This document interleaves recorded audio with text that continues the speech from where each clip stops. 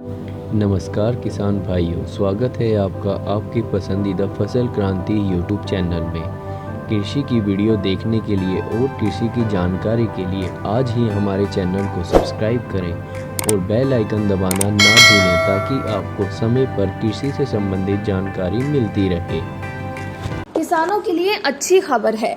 खरीफ के सीजन में उनके लिए खाद की कोई कमी नहीं होगी।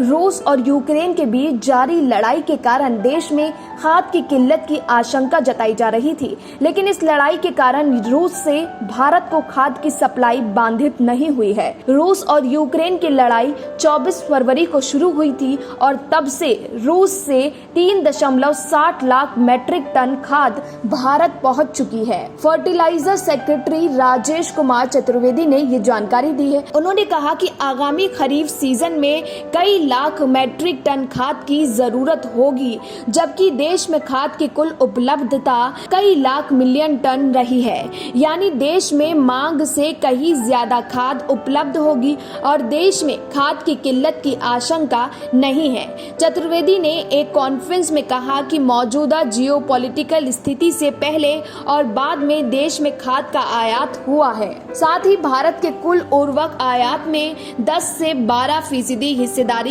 रूस, यूक्रेन और बेलारूस की है। यही वजह है कि जब रूस और यूक्रेन के बीच लड़ाई शुरू हुई तो वहां से खाद की आपूर्ति बाधित होने की आशंका बढ़ गई। इससे इन अफवाहों को बल मिला कि देश में खाद की भारी कमी हो सकती है। देश में सबसे ज्यादा खपत उर्वरक यूरिया की होती है। इसकी कीमत अंतर्राष्ट्रीय बाजार में $1,200 प्रति टन तक पहुंच गई है।